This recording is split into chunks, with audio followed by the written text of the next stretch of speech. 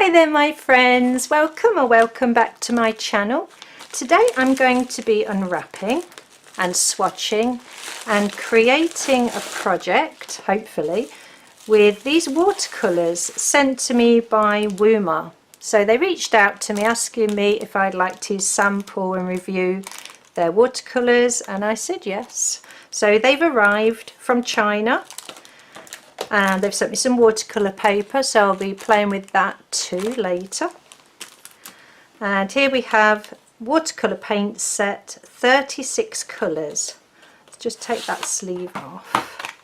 It says they're easy to blend, easy to activate, rich in colour, and it has the colours on the back: titanium white, lemon yellow, medium yellow, and it just goes through what looks like a nice range of colours. They have the pigment details on here and light fast rating on here too. So first things first, let's get this palette open. So it's a plastic palette, plastic box, a little swatching card, 2 watercolour brushes, 2 little sponges, which I must admit I never use these when they come in a palette. So you could always take that out and put some white gouache in or something like that, something that you're going to use if you don't use these. They also come with 2 little watercolour brushes. Doubt I'll be using those, but you could always put extra pans of paint or something in there if you didn't want to use the brushes. And they come in these little, I don't know if they lift out, no, feels like they're glued in.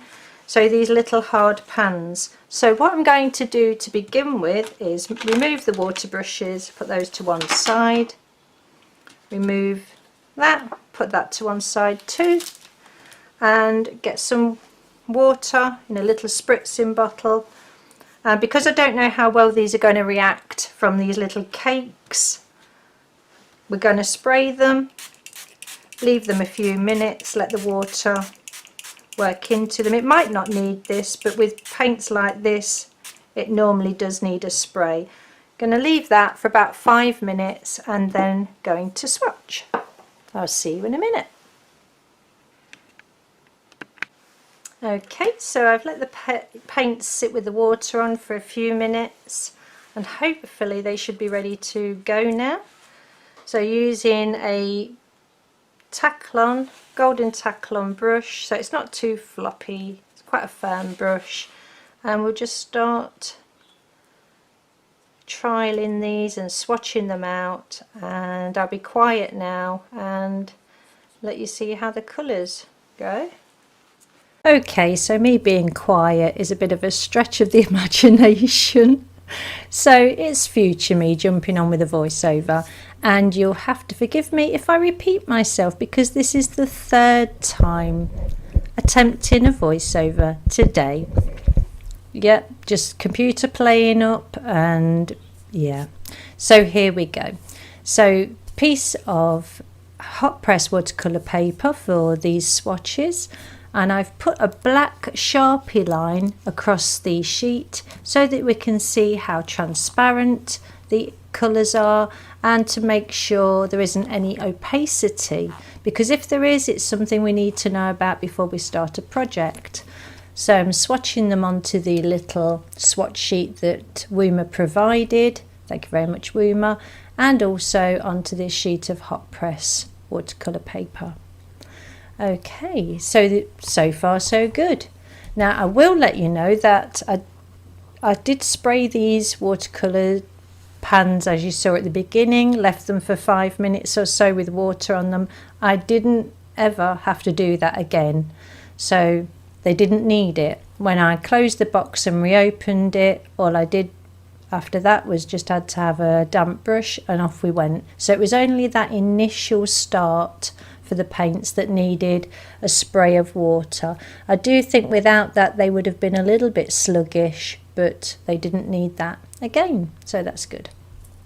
One thing to remember is that I'm working with distilled water, so I'm adding no impurities as far as I can help it into the paints, and it stops there having a problem with bacterial infections in the paint, mould and things like that. And also with tap water these days, I know a lot of tap water has fluoride added and things like that, and I didn't want that contaminating my paints either. So whenever I'm working with water soluble mediums, I use distilled water. So we're nearly done with the swatching, and as you can see, all the colours are nice and vibrant, really clean colours. Yeah, no opacity that we can see so far, but obviously we have to let them dry to make sure. And the final one is the black. On we go. So here we go. So the swatches aren't 100% dry, but the ones that are starting to dry are already drying matte, so there's no glossiness about them. That yellow there is the medium yellow that was pointed to, and the white, there's a tiny bit of opacity in those two, but apart from that there isn't in any of the others. All transparent colours, bright vibrant colours, no granulating that I can see in any of the colours. Even the ultramarine blue doesn't seem as though it's granulated at all. So happy so far, really good. And the watercolour paper that has sent me, I'm going to get a couple of those sheets out now, take them to the table and have a play, just to see how the paints act before I step onto the main project. So I've just taken 3 colours. So that colour that I'm using at the moment is purple, and the pigment is PV23. And mixing with that is the crimson red, PR149, and the third one is the violet, that's PB29 and PV23. I don't know an awful lot about pigments. I do know that single pigment paints are better than paints, or generally act and react better than paints where they've got a multitude of pigments in them. And looking through the back of the box on these Woomer watercolours, it does seem like the majority of the paints are single pigment paints, and they do give the transparency details as well as light fast and pigment numbers, which is great, really good. So as you can see, there's not a lot of movement in the paints. The paints aren't whooshing about through the wetted surface. I had pre-wet this piece of paper, but they're moving enough, and that's all you need to know when using a new set of paints. You just need to know, do they move quickly, medium speed, or are they slow at moving around? Do they react well with water? So I'm just tapping some water on here. Do they react well with salt techniques and things like that? And it's not so you can, you know, say, oh, they're rubbish or they're brilliant. It's so that you can bend your own techniques to fit the medium you're using, to fit the watercolour paints you're using. So I now know that they're not very fast at moving. They dry matte. They actually lift relatively easily. And they react well with salt, which is what you'll see in a minute. So by knowing all of those things in advance, when I start my project, which you'll see in a minute, I go in there with a little bit more confidence, a little bit more idea of how I've got to bend my techniques to suit the paints, and then any mistakes will be on my behalf and not because of how the paints are reacting, because I should have already picked that up in the swatching process and in the experimental stage, as you see in here. So I've just dropped some larger grains of salt crystals, so the rock salt, and all that does is absorb the water and it absorbs the pigment at the same time, and it leaves a nice little effect where the crystals are actually sat. A little bit of table salt, which is finer, but you do need to leave this to dry naturally to get the full effect. If you try and speed it up with a hairdryer, it doesn't give the crystals chance to seep up the or to suck up and absorb the pigment and water. Where the little crystals have been, you'll never get back to paper white, or very rarely but you will get lighter areas, as you can see on the top right hand side. That piece of paper, that swatch sheet, this sheet here, it's still damp, it's not 100% dry, so I will leave it overnight, but as you can see, the pigments are working brilliantly with the salt crystals. And on this swatch sheet to the left, you can see that I've gone into each swatch with a clean damp brush, and to see how easily the paints actually lift, and a lot of them lift very well. Now then, that one there, how fascinating is that? It contains two pigments. It's the colour violet, but it contains PB29 and PV23, and the two pigments have actually separated on the page. So this really got me thinking. I love the look of that. I don't know if that's an intentional thing Woomer have done or not, but the little practice sheets to the right and the swatch sheet, especially that little sample there of violet, had me thinking of all things marine, sea life. So that's what prompted me to create this sketch. So clownfish coming out of a sea anemone, and these are from my own references, photographs taken at Chester Zoo a few years ago. The clownfish is from one reference image, the anemone is from another. But that paint that splits in with the pigments really got me excited about these paints and using them on a bigger project. So first of all, I'm using the Meeden watercolour paper, cold press, £140, that's 300 grams, and it's a 12-inch by 9-inch size, so it's a manageable size for trying new products. And it's in a block form, so which means it's glued on all four sides, and then there's a little opening, and when you finish your painting you just slide a palette knife in and you peel off the top page where your painting is when it's dry, and then you've got the next page underneath ready to go. And by having paper in a block form, it avoids cockling and buckling of the paper. It lessens it. I'm not saying it doesn't occur, but it's less likely to occur. So with this top sheet, I applied the sketch with an HB pencil. Then I completely covered the sheet with clean distilled water, let it soak a while, and then applied another layer of clean water just to make sure that all the fibres in that sheet of paper had been thoroughly wetted. Then just using two colours, I used purple, that's PV23, I won't keep reading all these out, they'll drive you around the bend, and crimson red, PR149, just those two colours to get a nice wet on wet background. As you can see, the corner of the paper that I'm working on currently there, the paper had already started to dry.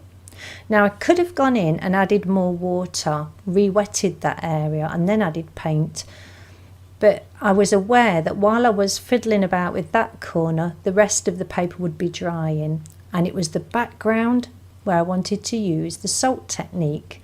And as I said previously, to use the salt technique, we need the paper to still be damp. We need there to be a certain amount of water and preferably darker pigments, so the end result, there'll be more contrast, so the pattern will show up a little bit more than it would on a lighter colour. So keeping that in mind, I wanted to work fairly quickly, get the background in, get the salt added, and then I could relax with a coffee while it dried. So just adding a little bit more pigment, going around the clownfish at the moment, and where the background colours are overlapping the clownfish, I wasn't too bothered about. Sometimes I will mask out the subject and get the background in, either using masking fluid or Frisket masking film, something like that. The trouble is when your background or the surrounding area is dry and you remove the masking, it leaves a very harsh edge around the subject. I didn't want that in this painting. I wanted quite a soft look about the clownfish in its environment, however stylistic that environment might be. So to begin with, I just got a clean damp brush and just went round and lifted off some of the pigment from the clownfish. Because of the purple going up onto the clownfish, as when I wanted to add the orange on top of that, I knew that the underlying purple colour would look like a shadow with the light coming in from above onto the clownfish. So I wasn't too bothered about having a little bit of overlap of the background. Add in some rock salt there. If you've got tweezers, you can actually place the rock salt, because they're bigger crystals, in certain areas. You could do it with a small table salt if you've got tiny tweezers and 100 hours to spare. But yeah, best to make it random. So I left these overnight. They're now completely dry. And as you can see, this little tester sheet, all nice and dry, beautiful patterns. And the background has dried beautifully. And the colour that's overlapping the clownfish, not too dark. Next was to remove the salt crystals. Now this is where you want to make sure your paper is 100% dry, because if you try to remove the little crystals and the paper is still wet underneath them, as you move them it will smear the watercolour if it's still wet. And also it increases the chances of damaging the surface of the paper. That's something none of us want to do. So a soft brush takes away most of the table salt, the little crystals, and there's just a little bit of gentle persuasion removes the larger rock salt crystals. And I'm really happy with the end result of the background. So just removing them very slowly, very carefully. If at this point the area where you've added salt, the difference between the salt effect and the paint effect is too harsh, depending on your paper, as long as you're using a good quality watercolour paper, you can get a clean damp brush and just go over it with a gentle wash of water and it will soften the effect. So if this had been too harsh for a background, I could have gone over the whole sheet and with clean water and just softened it very slightly. And there you go. So that's the background finished. No more salt. So moving all the salt out of the way. And if you don't want to be using salt on the rest of your project, then it is best just to make sure there's none left on the surface of your paper. That is the purple that I used in the background and the crimson red, so those two colours, and that is the one that's really interesting for me, and I'm going to be using on the sea anemone later, the violet with the split pigments, that one. Now just because the pigments split on this piece of hot press paper doesn't necessarily mean I'm going to get the same result on cold press paper. So that was something I had to keep in mind, and I would alter my techniques as I went along if it didn't split. Now I like to work from the back of a painting to the front of a painting. So the next item I'll be concentrating on was the clownfish itself. Now I'm just going through deliberation about what to do about this overhang of purple from the background. I could leave it all the way round and it'd look fine. I could try and remove it. It might look better. It wouldn't look worse because I'd just be lightening it. So what I did, I got a clean damp brush and I just put a little bit on the clownfish cheek and try and lift some pigment off, and you'll see that here. It didn't lift hardly at all, so it wasn't worth it. So a little bit of clean water like that, then on with a tissue like that, and hardly anything came off. So at that point I thought no point in carrying on trying to remove it. I'll just paint over it and it will be a natural shadow for the clownfish. Time to get orange. So the orange I chose to start with is the yellow orange, I believe. Yes, yellow orange, pigment PY83. It's a nice light orange, transparent, as we've seen on the swatch card. Now at the top here I'm working wet on to dry, so keeping a nice steady hand, working around the contour of the fish. There might be a little area on his cheek where the paper might be a little bit damp because I've tried to remove some pigment there, but on the whole I'm applying all of the orange now, working wet on dry. Taking care not to overlap onto areas where there's going to be the darker markings or the white markings. So gradually working round now, nice and steady, steady hand, and keeping my eye on the reference photo.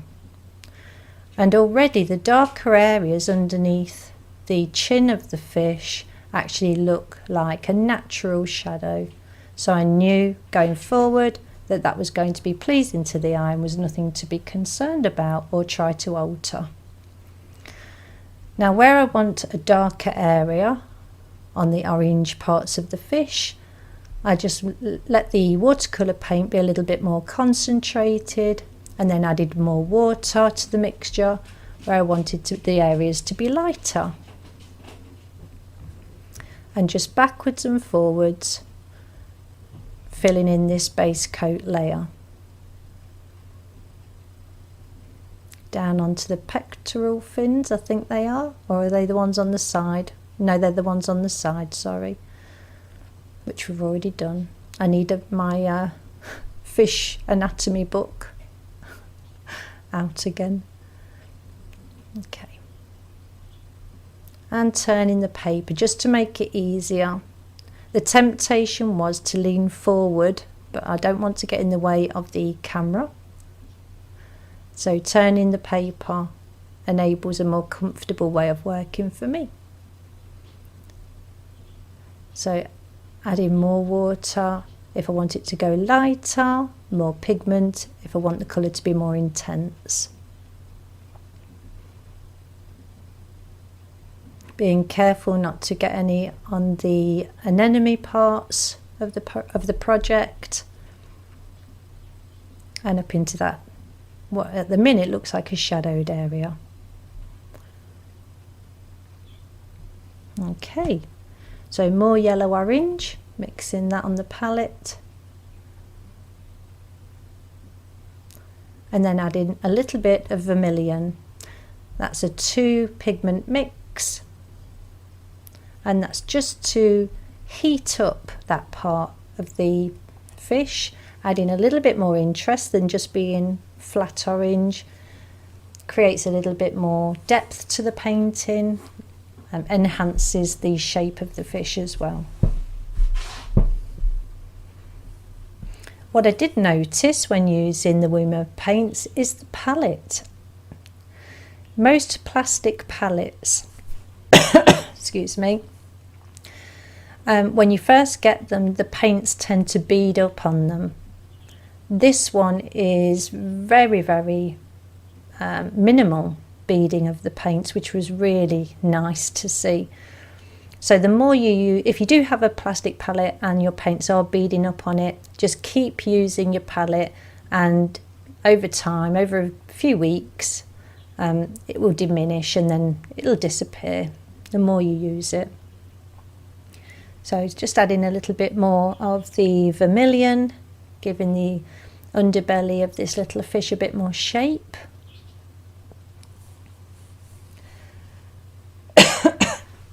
Excuse me. Now got a tickly cough because of recording 3 times.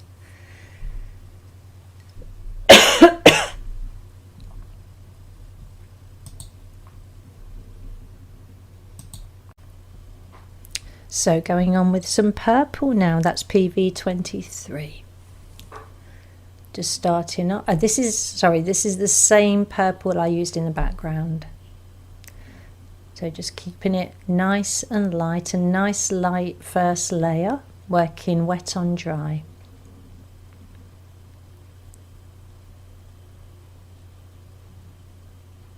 And I did all the painting with just this one brush, number 12.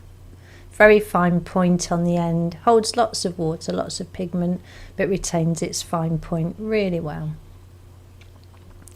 So I mixed in a little bit of, let me just have a look, ultramarine blue, just a tiny bit, just to alter the look of that area slightly, and then just going in again with a lighter wash at the top. And the reason I added the blue is just to intensify the colour on the side of the fish, and it just enhances the lighter colour at the top, just the contrast between the two. It doesn't look a lot, but it does work. Here I'm going in with a clean damp brush, just lifting some of the pigment out to give a nice natural highlight to the top. And then just feathering down, clean brush, a little bit of added texture. Now if I want to go over an area of the fish that I've already been over with the same colour or a different colour for a glaze, I'll dry the initial colour first with a hairdryer or a heat tool. So I've wetted this area with clean water, and I'm just dropping in some Payne's Grey.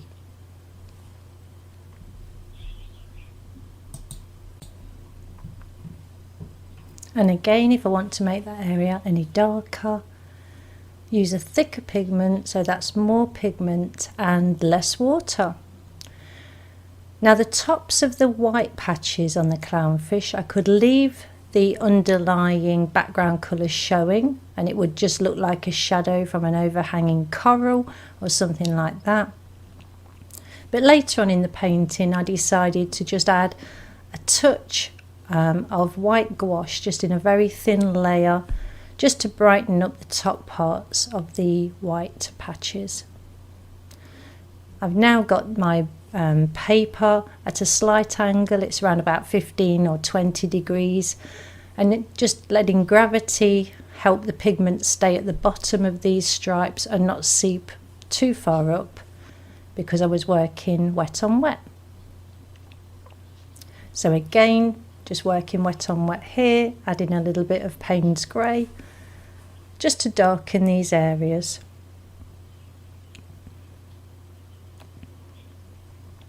And I do go backwards and forwards through the painting, drying off the layers and adding additional layers where needed, just to increase the intensity of some colours and darken others, but still using a limited palette, and obviously using the two colours that I used in the background.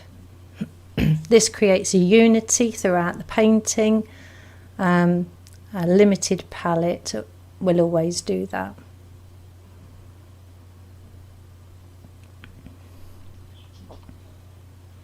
For beginners, if you've purchased or been given a big set of watercolours, I mean, you can get them in 24, set 36, 72, even 120 in some of the brands. It can be a bit daunting, and you may think you have to use all of the colours in one painting, but what I suggest is just do a little swatch of, say, 4, 5 or 6 colours, and just see what mixtures you can make just from those to begin with. Now onto the black stripes. I never use black on its own as it can look very flat, so in this instance for this project I'm just mixing a little bit of the purple in with the black, just to give it a little bit of intensity, a little bit of depth to it. I'm being very careful now not to go over onto the orange or onto the white areas of the clownfish. You can either do a mixture like this, where you're mixing black with another colour, or you can paint the whole area black and then glaze a different colour over the top once the black's dry. Or you can make your own black by mixing darker colours together until you create a nice neutral colour.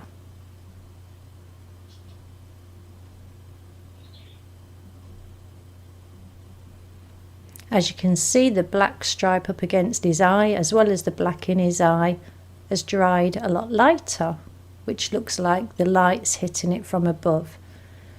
If I need it to go darker, I'll just wait for this layer to dry or speed it up with a hairdryer and add another layer if needed.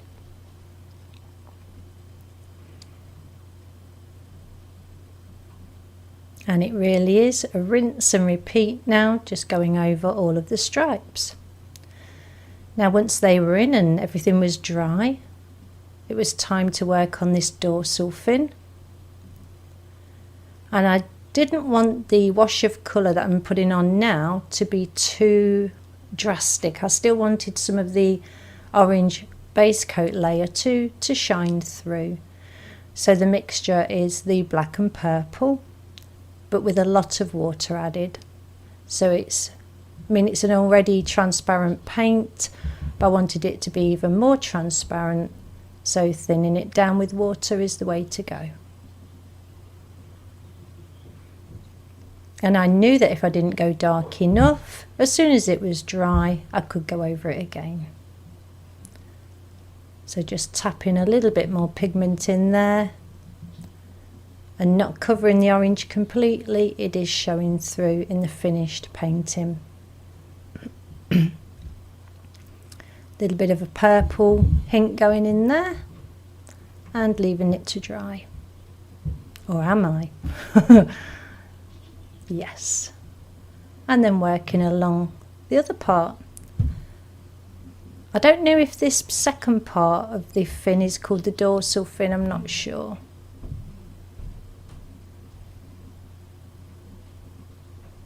Being careful not to go onto the anemone. Okay, and now to the paint that actually split pigments on the swatch sheet. It's the violet. And what I needed to do was make sure the areas at the back of the anemone are darker than the areas at the front of the anemone.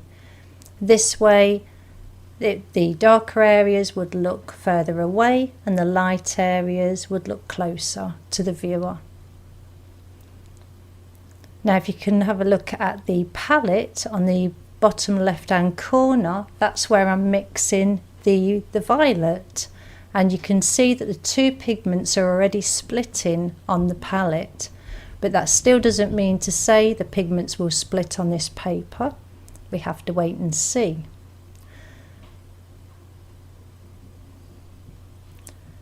So keeping the pigment to water ratio consistent throughout this area, and now I'm going in and adding a little bit more water so that it lightens up, it's diluting the pigment as I move forwards through the painting. Now I'm just using water out of the dirty water jar because all it's had in it are purples and pinks, and if it's too much pigment I'll just go back to using the water out of the clean jar. And now working completely wet into wet,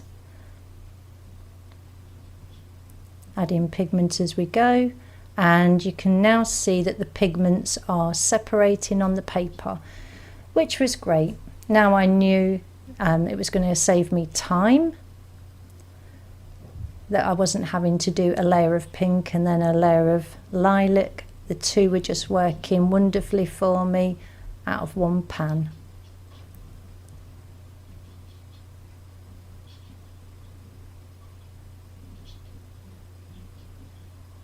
So gradually moving down this part of the anemone.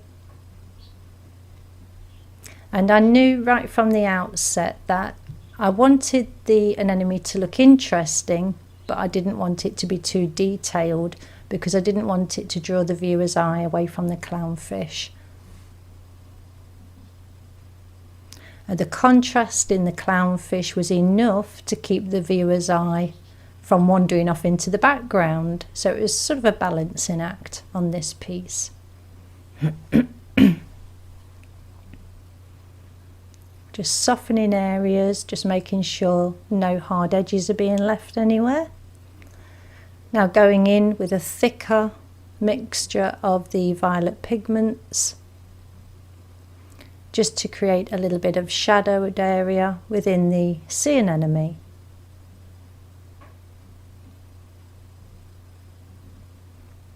Now as you can see, the pigments are really splitting on the palette, so I was able to pick pink or lilac from the violet mixture. It was quite interesting, and it's definitely a pan of paint I'll be working with again.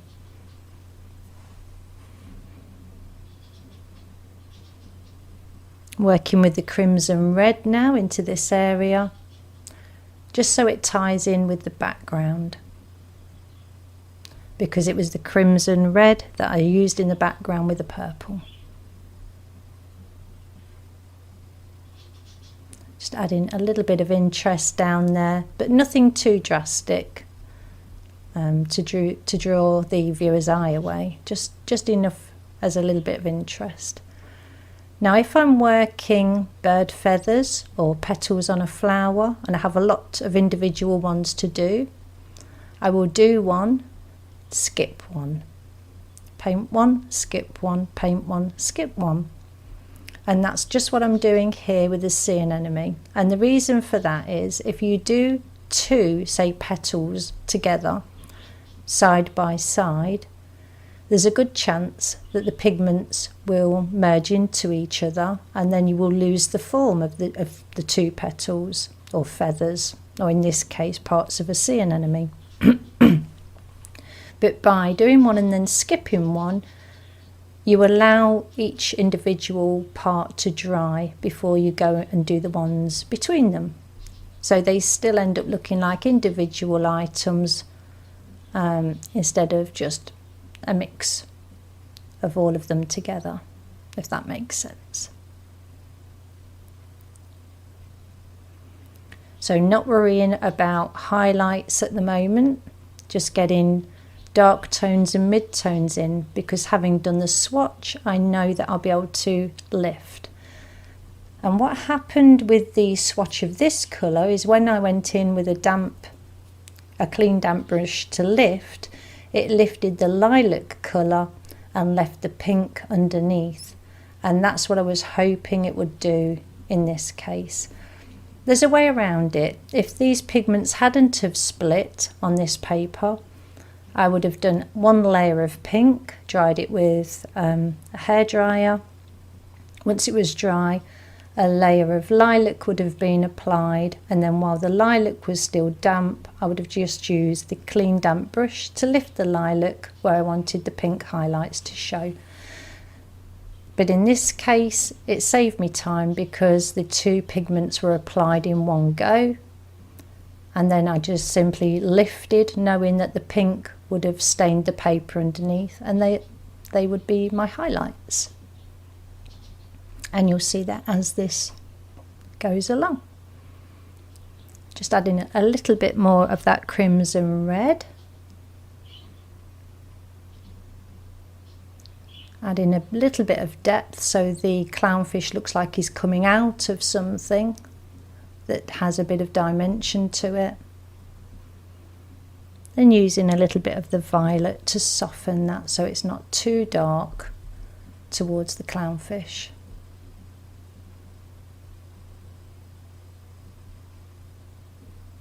And again, darkening it again. And this is the wonderful part of watercolours. You can go on forever. You can add layer over layer over layer. You do lose your translucent qualities as you go along, and it does start becoming more opaque, obviously, because of the more paint that's added, the less light is able to get through and refract off the surface of the paper. Just darkening it very slightly there, and not touching the anemone that looks like it's furthest away now. a lot of the base coat layer of the background showing through some of the anemone, and I'm leaving it that way. I quite like that because it has made that part of the anemone look further away, so that doesn't need tampering with at all. Now we're going wet on to dry, just quickly working this area now, and working quickly so no hard lines form. I could have done another layer wet into wet, but I wanted the pigment load to be a little bit heavier here, so the colours were more intense. I could have achieved that through multiple wet on wet layers, but it's nice just to get it done in one or two goes. As you can see, the sea anemone on the right hand side of the clownfish, I've already gone in with a clean damp brush there and lifted the top coat off to reveal the pink underneath. And I do go in later on and round off the ends of those parts of the anemone and just make it a little bit softer looking, because some of them did end up a little bit pointed. I was so excited, I was hurrying, I think, a little bit. I just wanted to see how it worked. But here you can see now, while it's still damp, it's not, the paper isn't completely wet, but it's damp. Just going in with a clean damp brush and lifting some of this surface colour off. And really it's a play now between how damp your brush is and how damp your paper is. To lift off pigment and water, you need your brush to be slightly drier than the paper.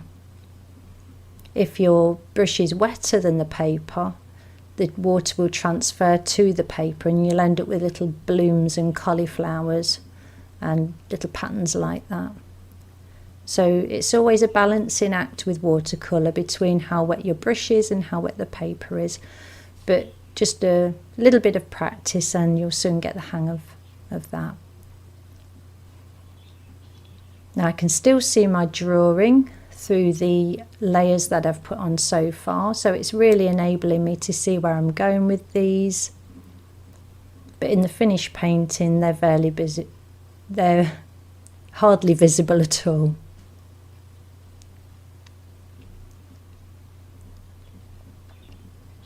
As the paper starts to dry, just need a little bit more pressure on the brush to lift these surface layers of paint off.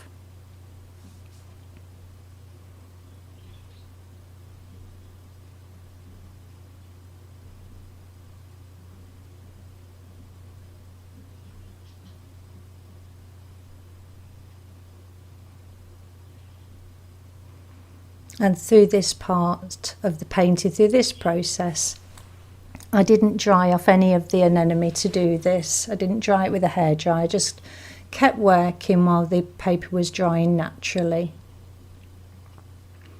And using a tissue there just to dab off any excess. And make sure, if you are using a tissue, just make sure you keep rotating the tissue so you're not dabbing your painting with a dirty area of the tissue, because you don't want to transfer any pigment to an area you've already lightened. Softening a hard line there that had appeared, and that was quite easy to do because the paper was still damp.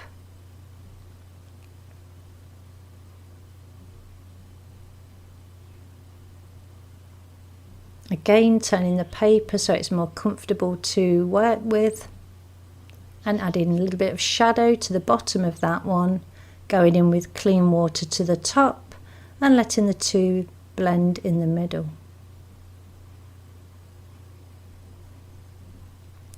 Now I've just added a little bit of white gouache to the top patches, to the tops of the white patches on the clownfish, and a tiny bit to the top of his head and eye and lips. Now I've just let that dry, and now I'm just taking a very diluted orange, that's the yellow orange that we used for his body, and I'm just tapping it onto the white gouache. Gouache is reactive with water. It will always react with water unless you're using an acrylic gouache. So the orange is able to just very, very slightly react with the white gouache, settle into place, and then you just leave it to dry. And it's got rid of the underlying purple that was from the background, and it's also added a nice little highlight to the top of his head and eye to make it look like the light shining down on him.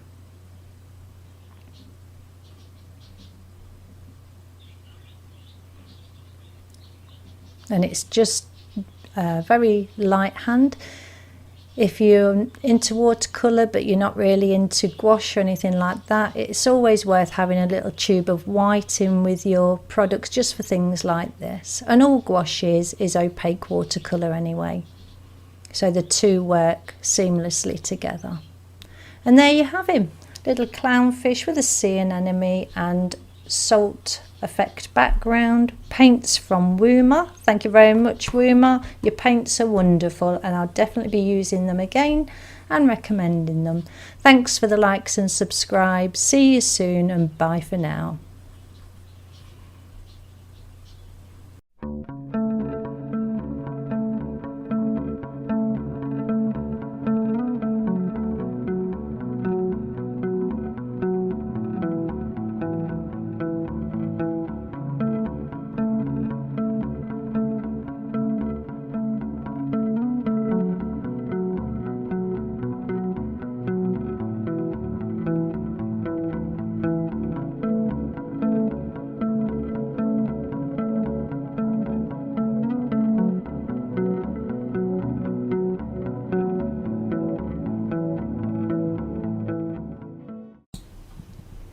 Hi there my friends, welcome or welcome back to my channel.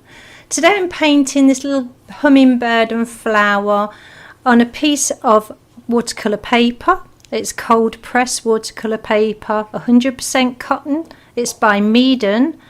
12 inches by 9 inches is the size, and the weight of the paper is 140 pounds. That's 300 grams.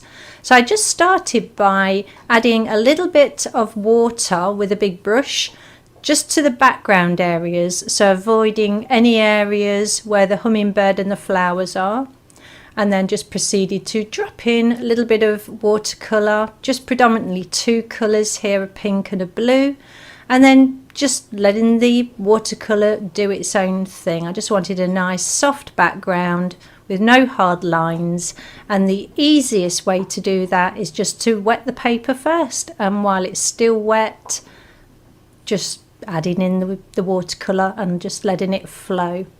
So while the paper is still damp, the watercolours will keep moving around, but they'll only move to where the water has already been added. So as soon as they reach dry paper, the watercolour will stop moving. Hence you get a nice fresh piece of paper where the bird is, nice fresh piece of paper where the flower is, and you can then go on and add the painting areas there once the background's dry. So I dried the background off with a hairdryer and then proceeded to sketch in the details for the flowers, the plant and the hummingbird.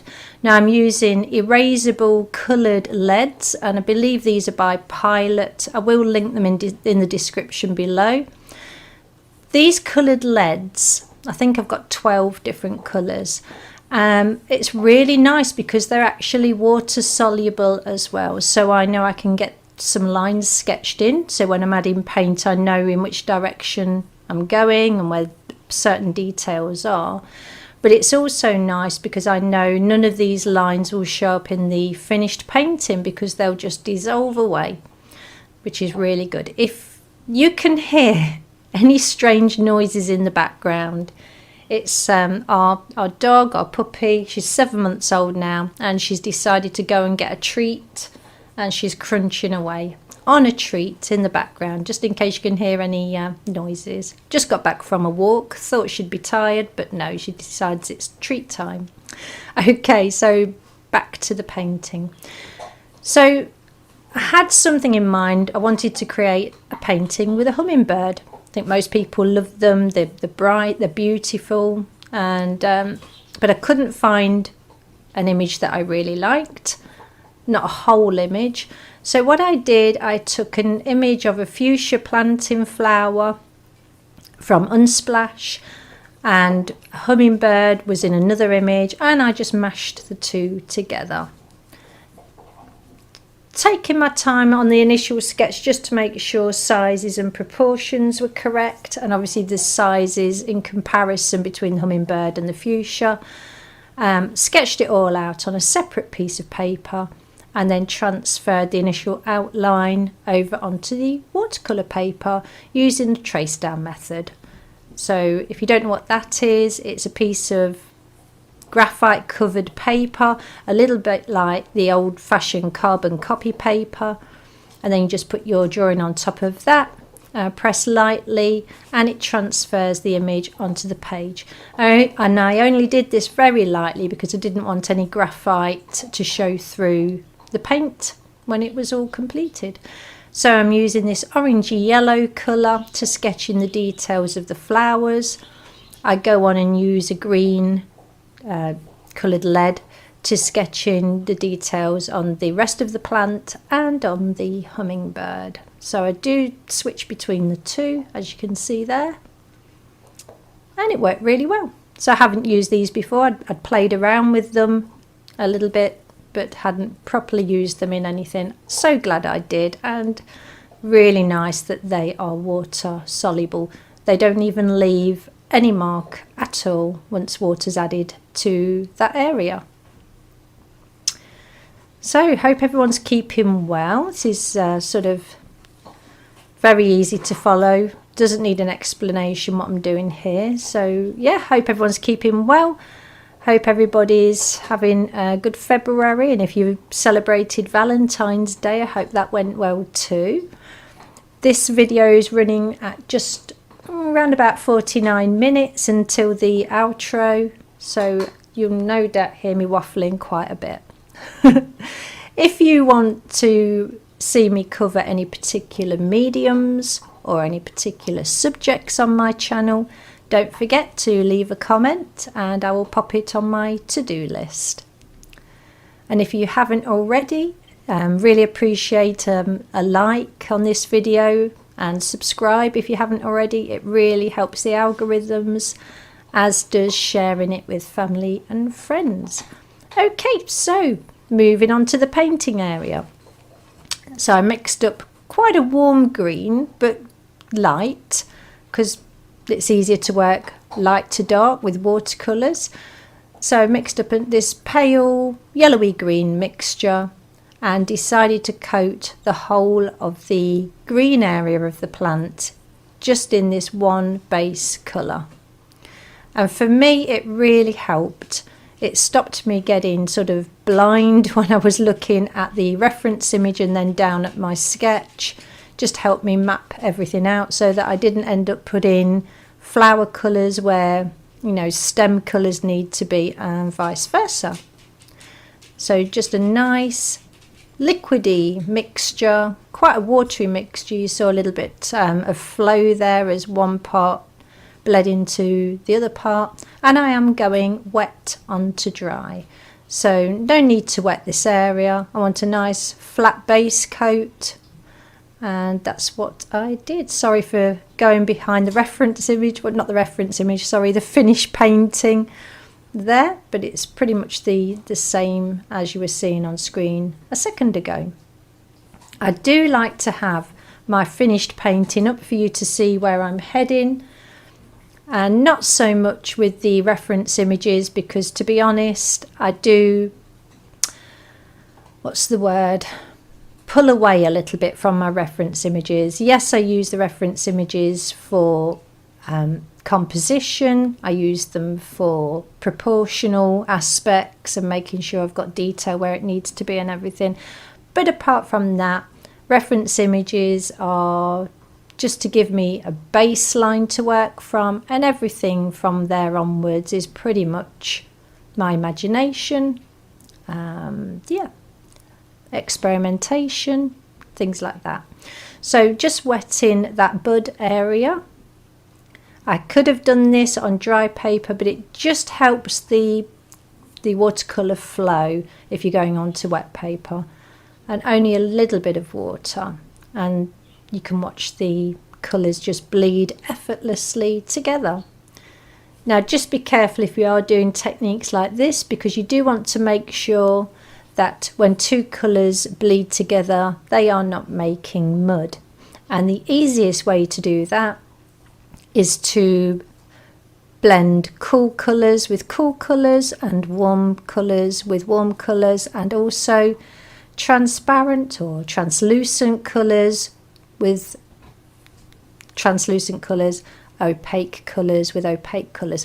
And by doing this, it just helps lessen the chances of creating a colour that's not very pleasing to the eye. So if you're new to watercolours, maybe practice on a spare piece of paper first, and then before you know it, you'll have remembered all of these things you've been practicing on spare pieces of paper, and you'll get to the part in your journey, your artistic journey, where you won't need to do that anymore, and you can trust the process and trust your products.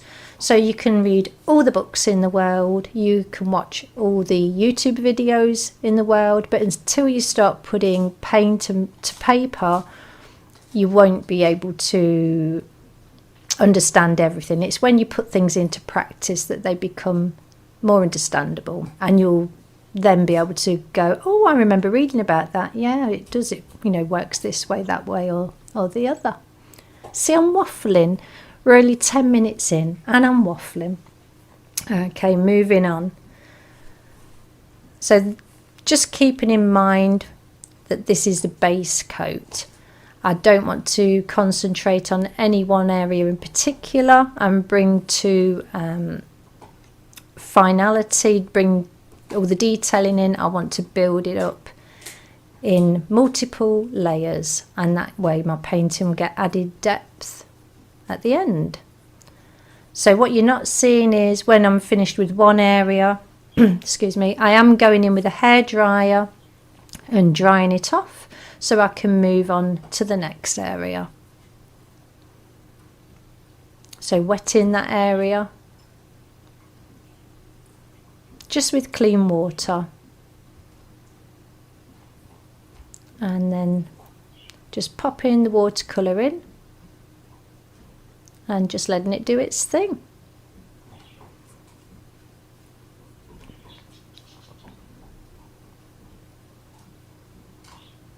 And I hope being zoomed in like this is okay for everybody. When I was editing the video, my hair kept getting in the way of the camera, so I had to zoom in anyway, else you'd just seen hair. And I'd actually got my hair, my crazy lion mane, I'd actually got it tied back, so I think next time I'm going to be wearing a bandana to keep it out of the way. Either that, I'll just resort to 1960s hair nets to keep it all out of the way. There you go, drying it off just so I can go on top. And again, so sorry about the crunching sounds in the background. Honey's decided to get another treat. So treat number 2 since getting back from our walk.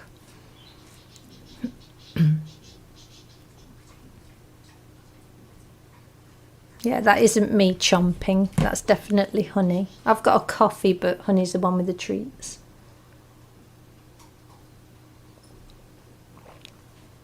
Now, another thing. If you've painted an area, say you've painted an area yellow, and you've dried it off, and then you want to add blue on top, you have to keep in mind that blue and yellow create green. So although you're not mixing technically the two colours together, your visual result might still be green. So things like that, just keep in mind as well. If you're layering up any transparent mediums such as watercolour. So damp brush going in and just gently teasing that colour around the edge there, and because the brush is damp, any drops of water that come out enable the colour to blend.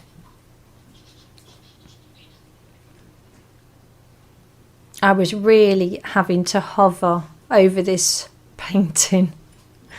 and I didn't have the camera in the best angle, but that's all changing. So hopefully the next project you won't see my hair. I've done quite well because the previous few projects have been hair free. Don't know why this one, I'd got the camera at a higher angle, I think, and it was just catching my head in the corner of the viewfinder, or lens I should say. So every now and again I'm looking up at my iPad, just checking my reference images, making sure I've got the petals going in the right direction, which isn't hard with something like this, and just making sure I'm getting lights and darks where I want them to be. And again in with the hairdryer. I actually thought that I'd edited all the hairdryer out. Obviously not. These bits just passed me by.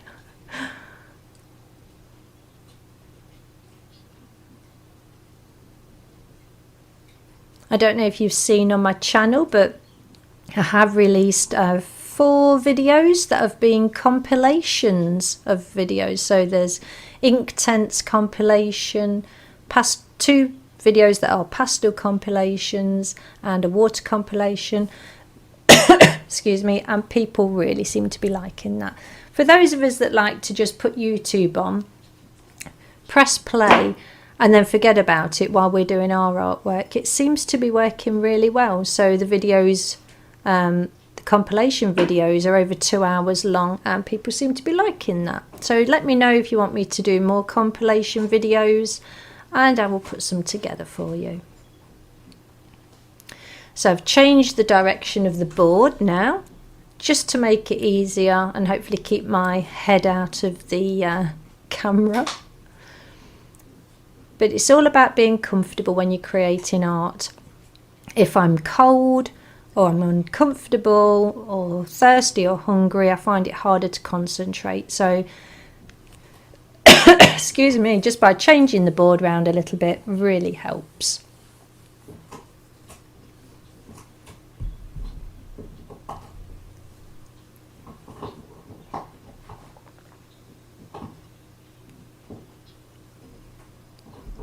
Still going on this petal, and this petal now is going on wet onto dry.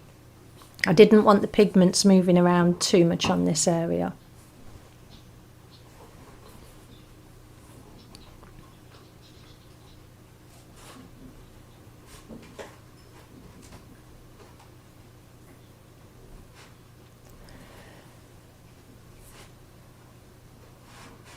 Going in with a little bit of the yellow, but with a touch of red mixed in, just to create this gentle orange tone.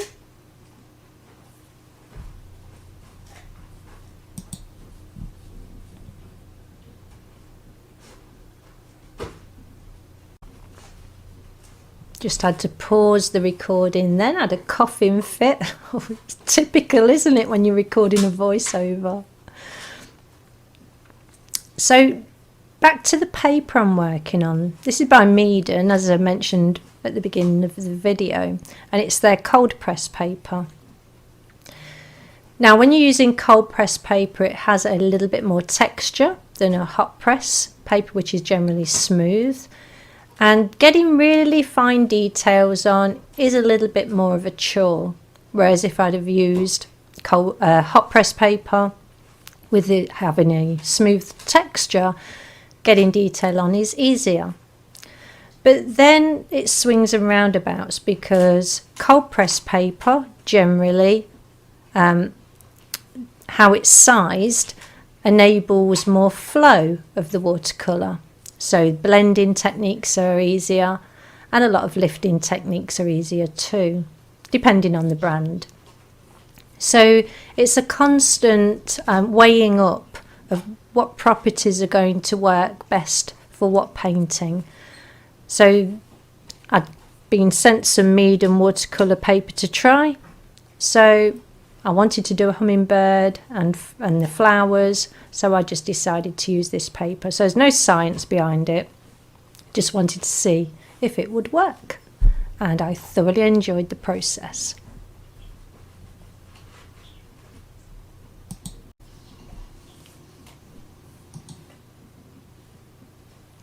So just working some of the background colours in now to that little petal, and working very carefully around the stoma of the flower, which I'll pop in later. When working smaller details like that, and knowing that they're going to be a lighter colour, I do tend to lean towards using my watercolours with a tiny bit of Winsor Newton permanent white gouache, whichever way you want to pronounce it. And it just enables me a little bit more freedom. If I accidentally touch into these areas that need to be quite light with a darker colour, I know that I've got the backup of the Winsor Newton white gouache. Gouache is simply opaque watercolour.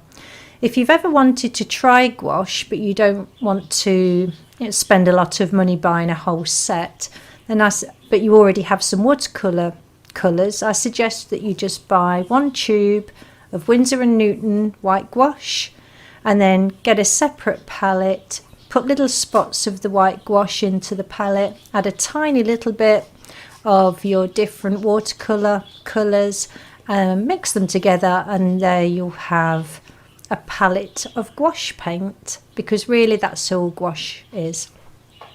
And then you can see if you actually like working with the product before spending your well-earned money. So the flowers are in. Moving on to the green areas of the plant. All I did here was literally looked at my reference images, decided where I wanted the light source to be coming from, and then added darker greens as shadow effects accordingly. So there wasn't an awful lot of shading at all on the reference images. Looks great in a photograph but would look quite false in a painting.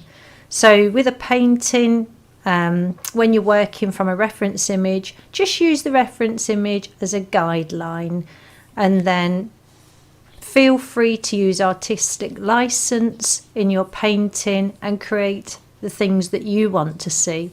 So some people will see artists working from reference images and say, why are you painting that, I don't know, lion, when you've already got a reference image of that lion?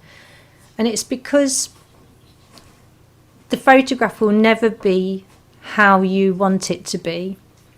But it'll never have the right background, it'll never have the perfect lighting, maybe it'll never have the perfect composition, or there's different elements in different photographs that you'd like to see together, but in reality that's not a photograph you're going to be able to get. With a painting you can achieve it all. So keep that in mind, that your reference image is just a guideline. And as an artist, as a creator, you can be as wild as you want to be, or you can be as conservative as you want to be, with colours, with contrast, with composition even. So being artistic, making art, creating drawings and paintings is a real freedom, and it's something I don't take for granted. I love what I do. I never want to stop learning. I never want to stop creating, because it's just that feeling of freedom I get.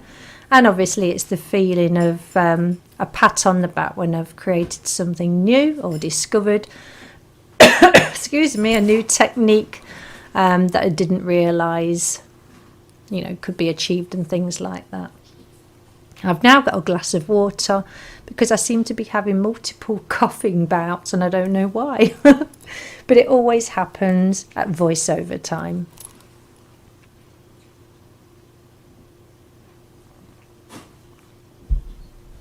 So just darkening the whole of the stem there.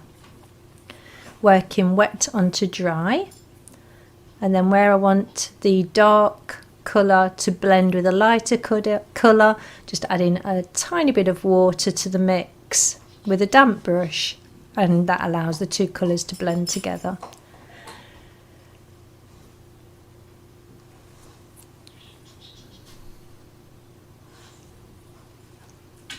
I did go back in a couple of times and darken the shadows, especially on the foliage, especially up near the larger flowers at the top, because I didn't feel as though the contrast was high enough.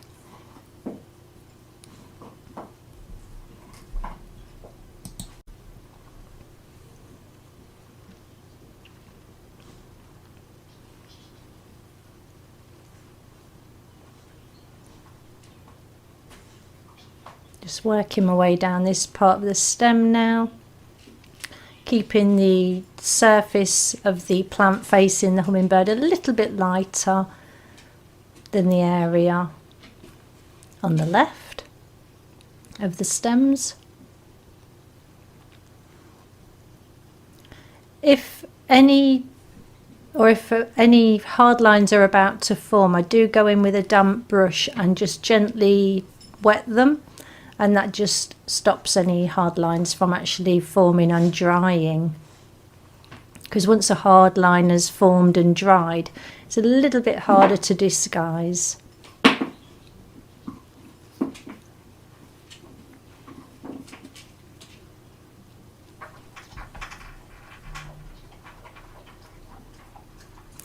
And Honey has decided to go to her food bowl now, so I might have to pause a minute until she's finished eating. So I did pause the recording. Honey ate the rest of her dinner, and now hopefully she might settle down. I normally do the voiceover recordings when she's asleep, but yeah, it doesn't look like she's going to have an afternoon nap today. So just teasing that watercolour down, blending it side to side, so if any marks do appear, they'll look in keeping with the plant structure. If anybody wants me to do more botanical work, I'd be more than happy to do that. On hot press paper you can get really fine details of blooms, flowers and plants and lichens of ferns and things like that. And again, if you know me well, all different mediums, from acrylics, oils, pastel, graphite, watercolour, gouache, all different things. Moving on to the hummingbird. Now, I did purposefully omit the recording of me putting the washes on the bill of the bird, because I was right over the top of the painting, because obviously when you're working something so fine, I didn't want to go outside of my guidelines and make the bill too wide, so I did really need my head right over the painting area. But it's very simple. I just did the paint onto wet paper. I wetted the bill first with some clean water and then added a little bit of watercolour to let it flow, and then with a damp brush just pushed the watercolour to the edges of the beak, top and bottom. Now mixing up a base layer and purposefully leaving areas of the dry paper showing. So this is working wet on to dry.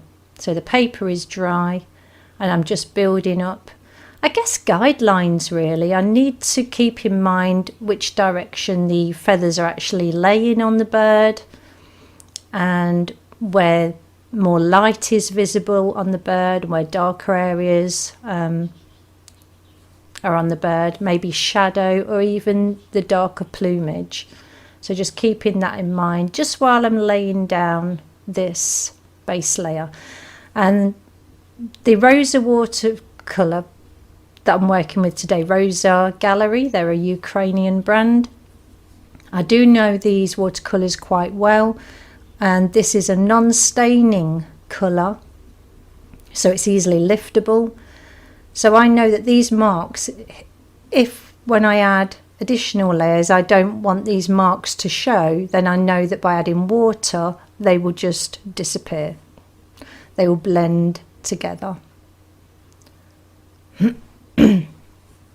So keeping my brush damp but not wet, not really wet, and just picking up a tiny bit of watercolour at a time and just adding it. to the paper. Now when working on feathers or petals, anything like that, where two are sitting next to each other, I like to work one and then skip one, then work the next one, and then skip one, work the next one. And by doing it this way, I know that when I come back to add the ones in between, the other ones will be dry, so they won't bleed all together. And if I was to do one straight after another, they would just bleed together, and I didn't want to keep bringing out the hairdryer to dry each individual feather. So just altering the mixture and the tones as I'm moving across the wing, just to give it a little bit more realism, to stop it looking flat.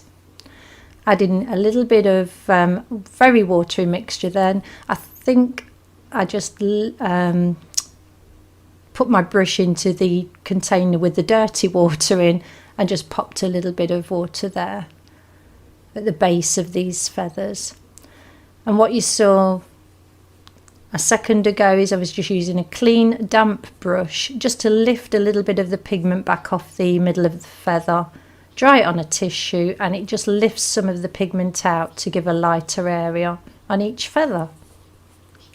You can do this once your watercolours are dry, as long as you know your watercolours really well and you know which ones are liftable and which ones are staining, because it all depends on the pigments, and each pigment has different properties, and that's something to get used to when you're working with a particular brand for a while. You will get used to which ones do lift and which ones stain.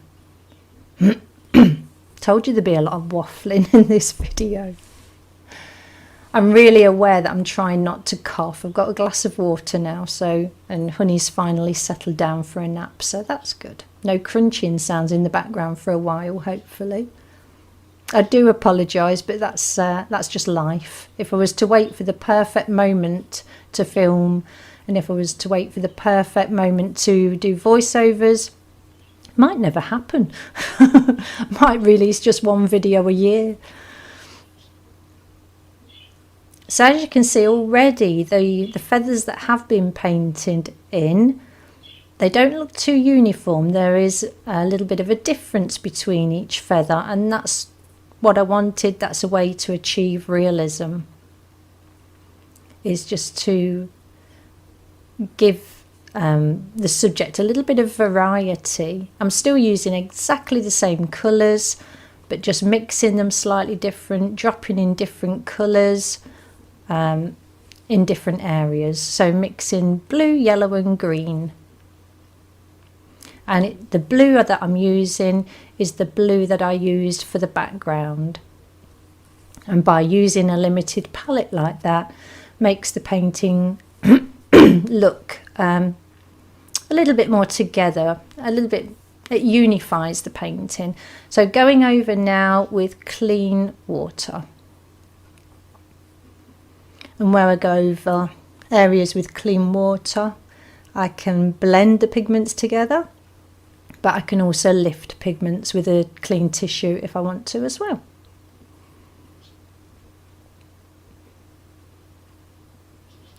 So just blending away any marks that I don't want on the wing, drying off the brush there to lift pigment and to lift water. I've popped the eye in, so I just used a mixture of Payne's grey and the blue from the background just to pop that little eye in, and left a tiny bit of the white paper showing through for the highlight. Now this is a mixture of the same as the eye, so Payne's grey and the blue I used in the background, and starting to add shadow area to the wing.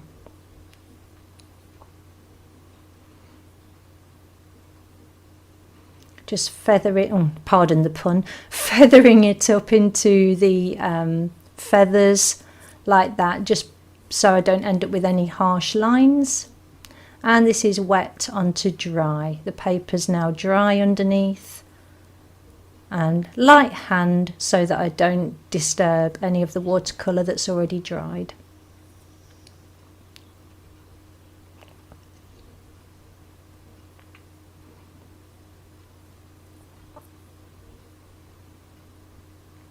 The other wing, so the wing furthest away from us, on the reference image, the light was just catching the top area of that wing, you know, the surface. There was no detail, and I really like the look of that, so I left it like that in the painting. That wasn't me sighing, that was Honey. If you heard that long sigh.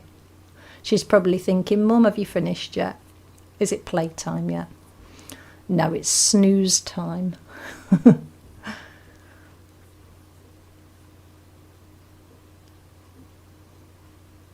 If you don't know what Honey looks like, she's a staffy mix.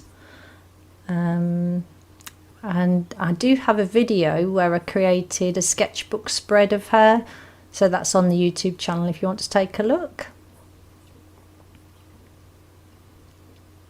And as I said, she's 7 months old now, and I do want to do some more paintings of her. Maybe fill another sketchbook spread.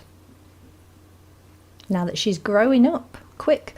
Okay, so using a little bit of the orange that I used in the flowers, mixed with a tiny bit of the background blue to create this neutral tone. And then just going in with a tissue there and just lifting areas out that I didn't want, just to lessen the effect. And then a little bit of the background blue, letting it all bleed together. A controlled bleed, I guess.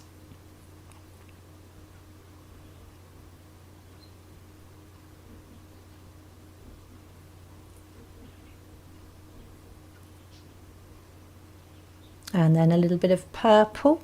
So again, the blue from the background, the red from the flowers, just to create a nice transparent purple for shading areas on the bird.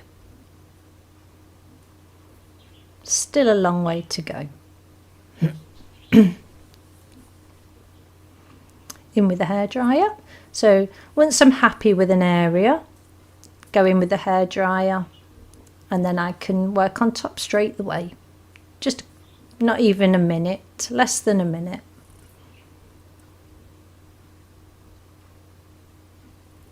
And the masking tape started to lift there. If you ever have any problems getting masking tape off your paper, if you're frightened it's going to rip your paper, if you heat it up with a hairdryer or a heating tool, it melts the adhesive slightly and enables the masking tape to be removed without damaging the paper underneath. So by adding the heat to the hummingbird there, it just loosened the masking tape a slight amount, but I was able to just press it back down into place. So again, keeping my eye on the reference image for the little hummingbird, making sure the feathers are going in the right direction, and that the length of the feathers is, you know, roughly correct, and then just filling in this space and just using these as guidelines, making sure it's not a harsh start and stop point where the green starts and the throat colour ends.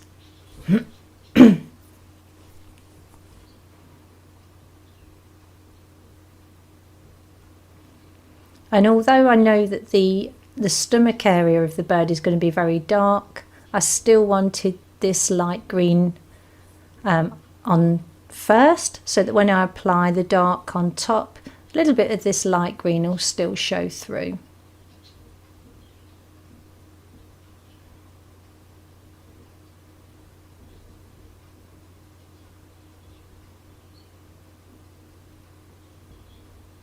Now with a little bit of a darker mixture, just going in between some of the light green areas, but not filling in all of the gaps, because where the white of the paper is showing through, I'm going to be adding a yellow glaze on top, and where the white of the paper shows through, that will actually be painted yellow, and then the surrounding green will be transformed to have a slightly more yellow hue. So what glazing is when you apply one colour, let it dry, then go over with another colour to tint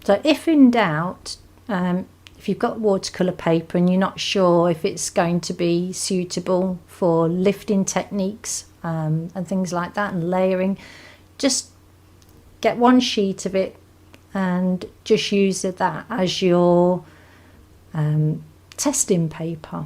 You can swatch your colours onto it. You know, you can test to see if it's suitable for lifting techniques, glazing techniques, wet on wet and wet on dry, all things like that. And then maybe you could keep that piece of paper with your paints. And you'll build up just a memory of what your different products will do if you keep using them. It's sad when people buy products and then they're frightened of using them because they've spent, you know, well-earned money on art products, but if you never use them, then they're wasted products anyway. So just, you know, art products, they're there to have fun with, and it's your time. It's, you know, time for you, quality time for you. So the darker areas have just popped into the tail, are now dry, and now I can start adding feather colours. And I did veer away from the reference image quite a bit on this tail. The tail was very, very dark, but I wanted to add a little bit more of a zingy colour to the tail. So I put the reference image to one side. Well, put my iPad to one side because that's where my reference image was, and then just had a play with the colours and the vibrancy and shadowing that I wanted to see in the finished painting, not necessarily what was in the reference image. So adding some blues to the green in areas where I wanted the tail feathers to be in shadow, and then using more of the vibrant colours, the vibrant green and yellow, where I wanted the light to be hitting the bird's tail.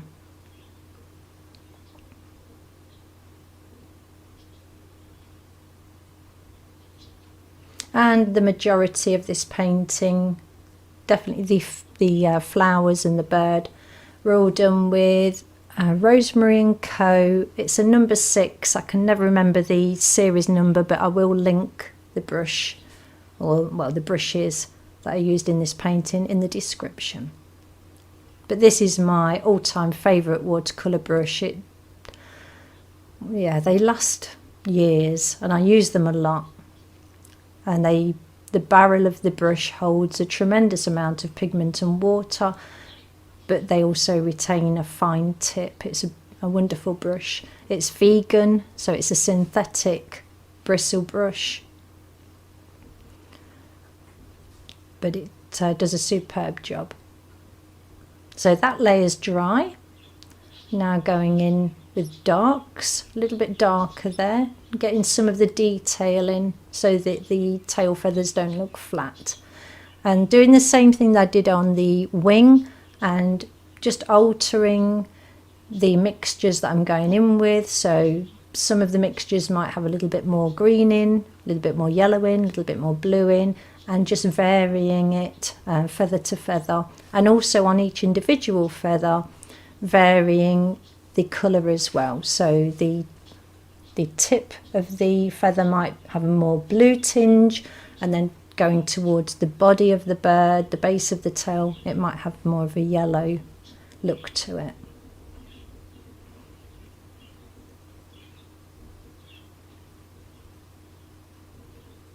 Now using the same mixture I used on the beak and the eye and the shadow of the wing, and that is the background blue with a little bit of Payne's grey mixed in.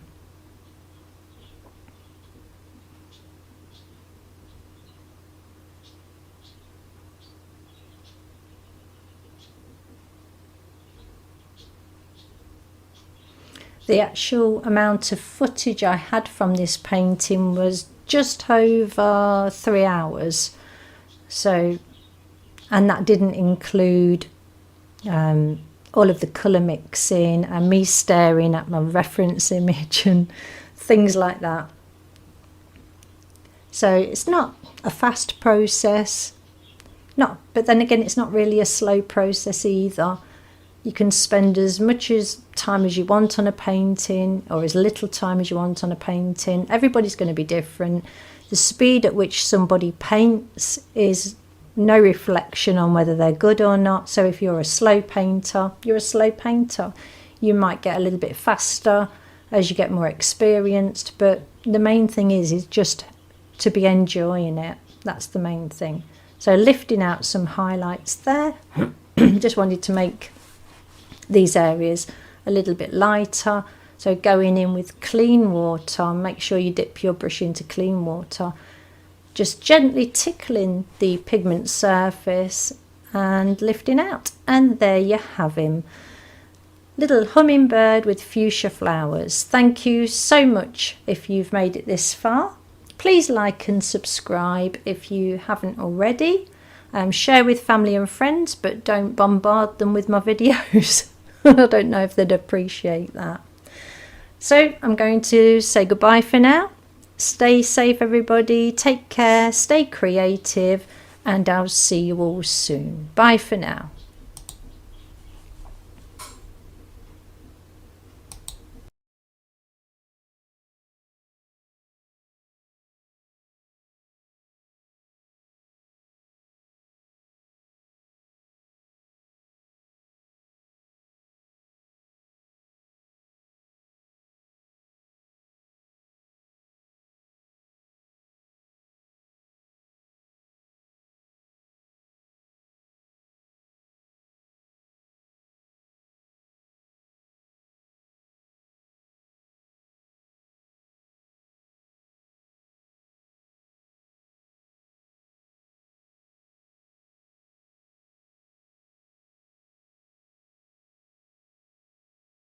Hi there my friends, welcome back to my channel. Hope everyone's keeping really well. Today I wanted to share with you a little experimental process that I did last week, painting bubbles. I have to admit I haven't painted bubbles before, so it really was an experiment and a little bit of a playtime. So first of all, I took a piece of 12 by 9-inch watercolour paper by Meeden. It's cold press, 100% cotton. Popped a little bit of acid-free tape around the edges and just applied a generous amount of clean water. So getting into the fibres, making sure that the paper is thoroughly saturated. Then using Rosa Gallery watercolours, which are one of my favourites at the moment, just began adding base coat layer to the paper, just wetting wet, letting the paint do its thing. As I said, this is playtime, experimental time, so just relaxing, cup of coffee to one side and a podcast on. So just letting the paint do its thing, working with 3 different colours and just letting the paint merge on the wet paper. Now this colour that's going on at the minute is going to be the main colour of the bubbles that are nearest to the viewer. And the process I had in mind was creating the bubbles using negative painting technique. So when you negatively paint something, you actually paint around the object. And this is built up in various stages. So once one layer is dry, I do dry it off with a hairdryer and then pop the bubbles onto dried paper. You'll see that as we go along. You don't need a pencil for this. I'll link all the products that I used in the description. So just letting the paint do its thing, letting the colours merge together. Any hard lines or anything, if that was to happen, it would all be covered up in subsequent layers. So drying it thoroughly. You can let it dry naturally, but just to speed the process up at this point, and between each layer I did use a hairdryer. And just remember that when watercolours dry, they do dry roughly 25% lighter than when they're wet.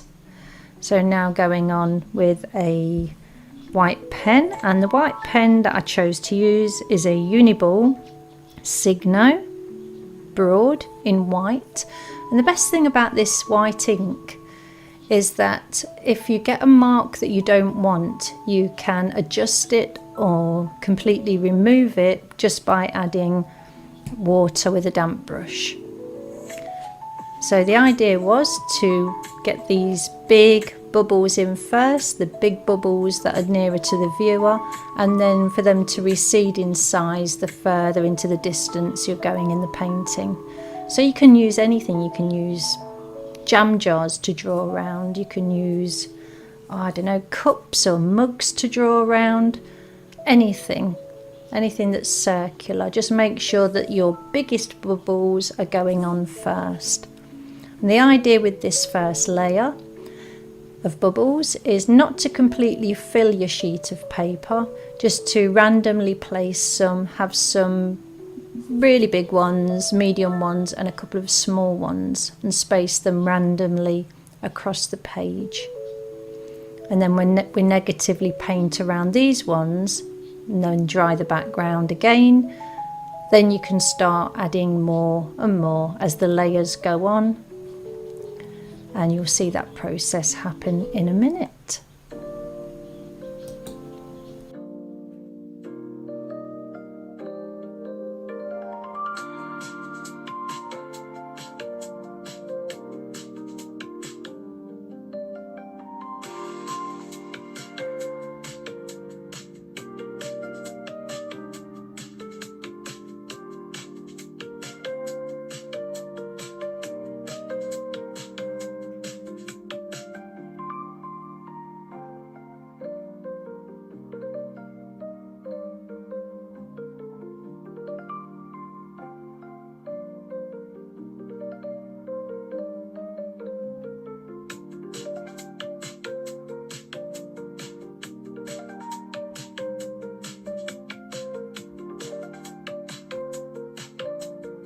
Okay, so the first layer of bubbles are in, they're drawn in. So I begin by wetting the area around the bubbles just with clean water, and then I'll start dropping some pigment in. So I'm using the same 3 colours that were applied on the base coat, but now I want to go a little bit darker and a little bit more saturated. So working wet into wet. As the layers progress and the areas that you're painting become smaller, you can then just go in with paint, and you don't have to use a wet on wet, you can use wet on dry. And that way you'll be avoiding using wet on wet, so you won't be creating any hard lines. Wow, that took a lot of getting out then, that explanation. Yeah, the bigger the area, use wet on wet. The smaller the area, wet on dry. And the simple reason is using wet on wet on bigger areas helps avoid any hard lines forming in your washes. That sounded a lot easier to understand.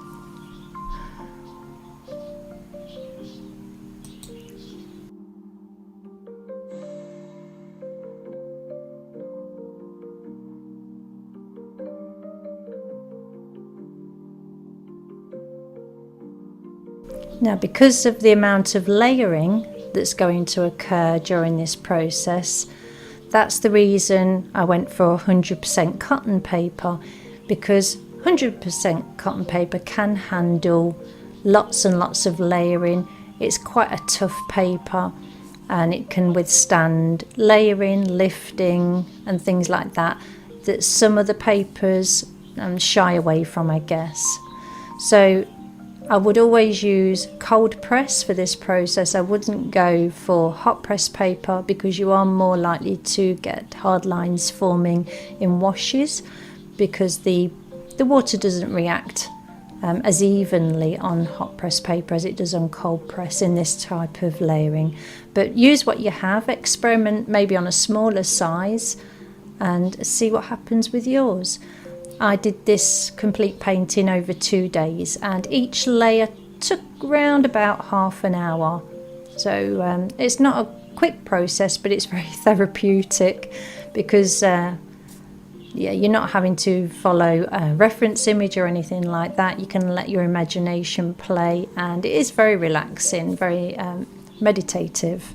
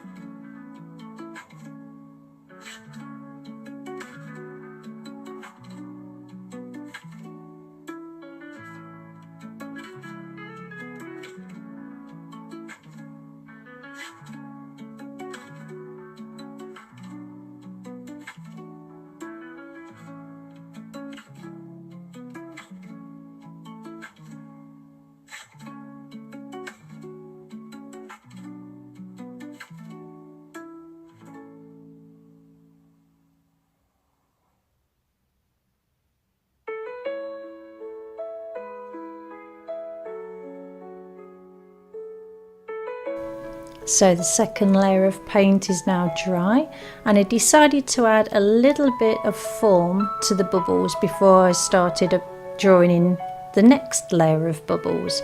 And all I did was I wet each bubble with clean water and then dropped a little bit of shadow and highlight colour in. So still using these three colours just to work with.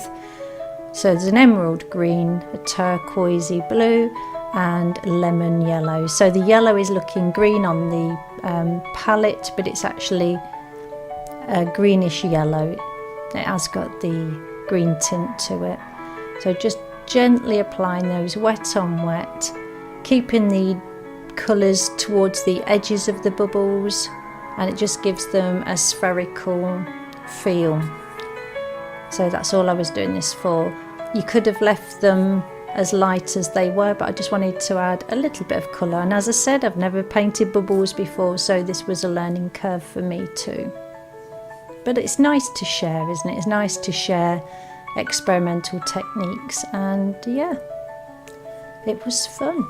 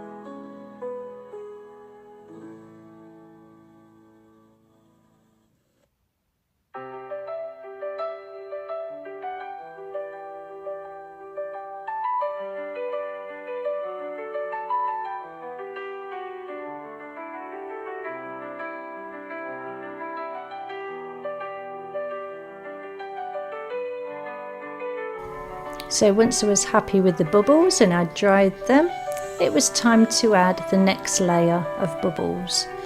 And what I did here, I looked for areas of the background colour where colours had merged together and made quite a nice effect, maybe a little pattern or a nice blend of different colours, and I positioned the stencil over those, as well as looking for a balance in the painting too.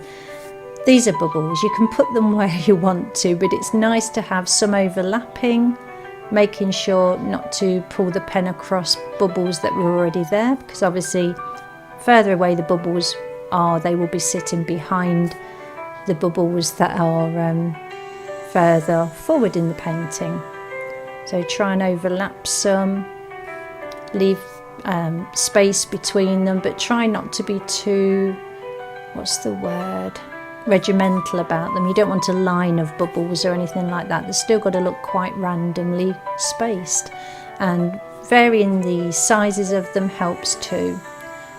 So you can put some smaller ones in at this stage, but generally speaking, let the size decrease the more layers you put in, so that the ones that are smallest are right at the back of the painting.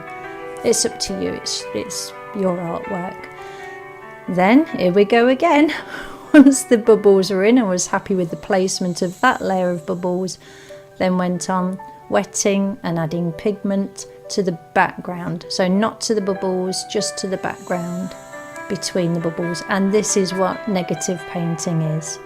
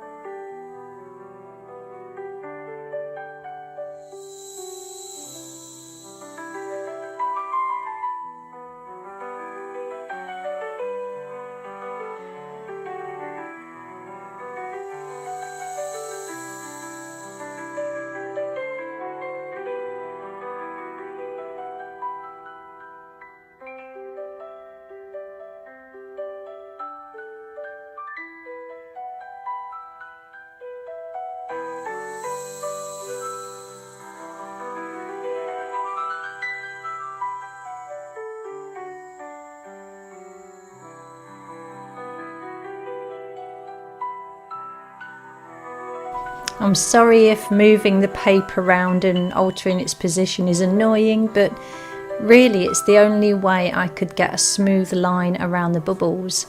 It makes it more comfortable. I'm right-handed, so it just makes it more comfortable if I move the position of the paper. Some people can paint with the paper perfectly still and they tape it to their table, but that's not me. I just like to make life a little bit easier, and as I said, I was relaxing. I'd hit record right at the beginning of this, but I didn't know whether it was going to turn out.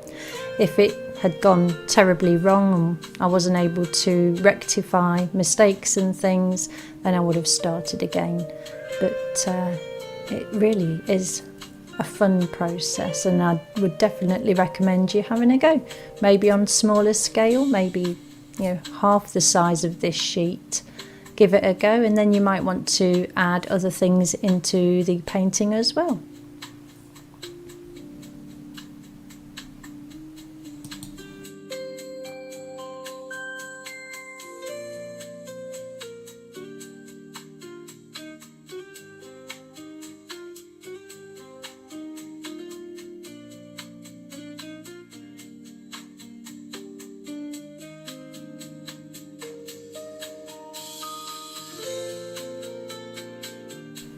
So at this stage I decided that some of the bubbles were lacking a variety of colour in them.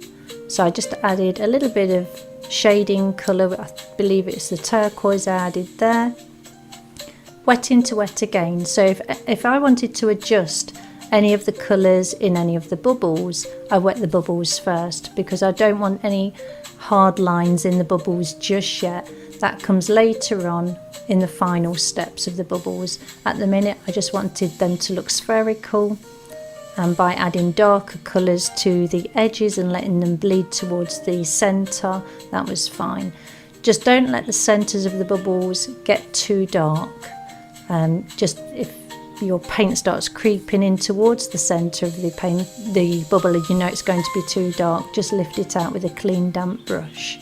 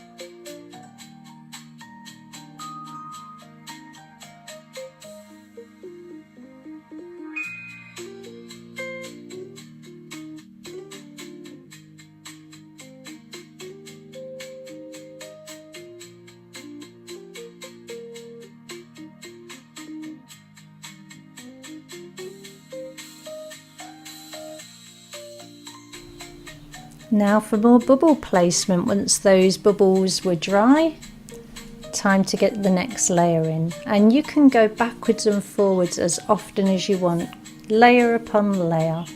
And the best thing is, when a painting is really busy like this one is, it might look quite complicated when you look at the finished painting, but in actual fact it's so simple, and when something is so busy it can hide mistakes really well.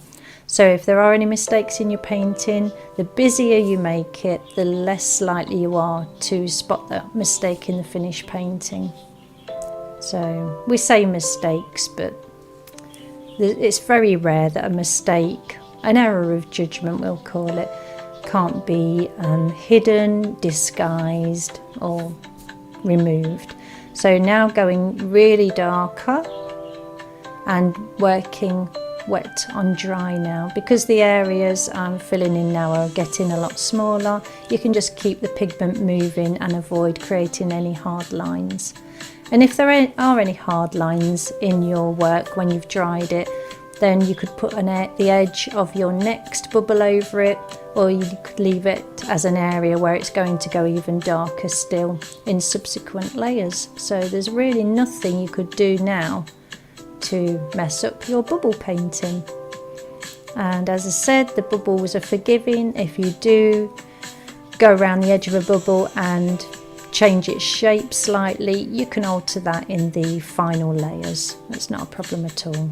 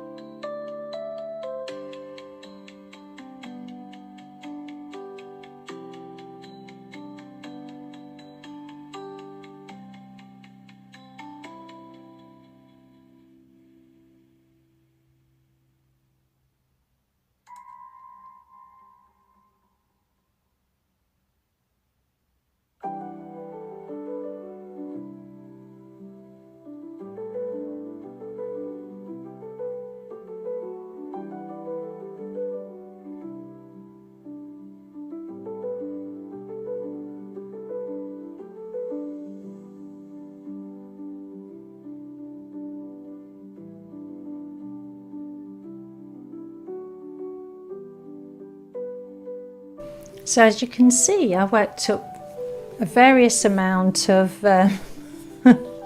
bubble layers. I think there was about 5 layers altogether. And for the background on the final layer, I mixed in a little bit of Payne's grey to the blue and the green just to make them really dark, filled in the background, and then we're on to creating reflections on the bubbles. And I just used the same 3 colours for these lines. Now in my head the idea was just to create quite random reflection shapes around the edges of the bubbles. So I didn't go into the middle of the bubbles at all at this point, just keeping it nice and light. And normally where you get a reflection on one side of a bubble, on the opposite side of a bubble would be a similar reflection to, just smaller, as the light passes through each bubble. How many times can I say the word bubble in a video? I don't know.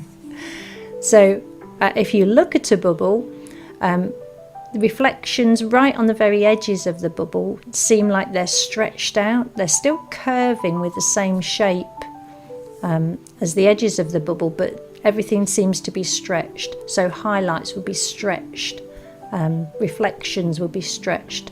So just keep that in mind and try not to use the same shape of reflection over and over again. Try and differ it just slightly between the bubbles, and some bubbles will be reflecting more lighter colours, others darker colours, and it's just so if you can vary it from bubble to bubble, that looks cool too.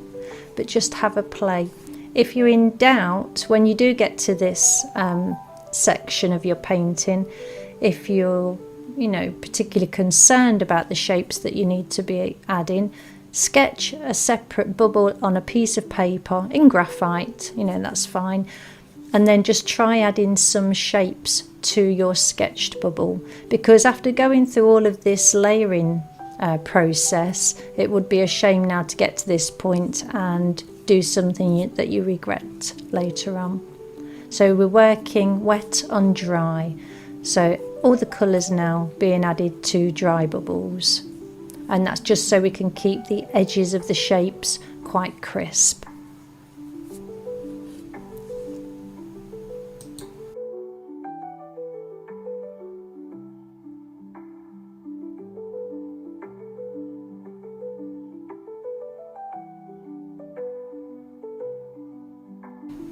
When I decided to start adding these reflections, I did start by using the yellow, for the simple reason is it's the lightest colour, and if I was to make an error of judgment, we'll call it, instead of a mistake, it would have been easy to have lifted out because it was just yellow. So it wouldn't have been staining the pigments underneath or anything like that, so it would have lifted out quite easily.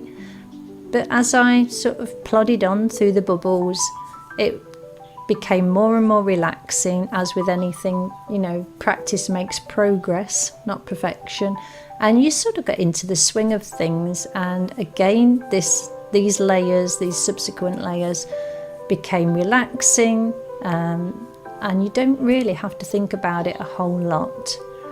So these shapes were used these shapes were painted with the same 3 colours again, starting with the yellow, and then picking up a little bit of the green and mixing it with the yellow, and then picking up a little bit of blue and mixing it with the yellow and green mixture. So gradually getting darker, but you can do whatever colours you want. You could do pink bubbles, so pink and purple would look really nice.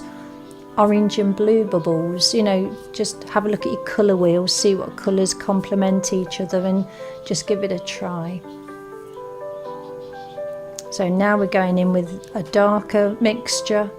So this is the yellow, blue and green mixed together, and still keeping the mixture quite transparent. So we don't want to go really dark too quickly.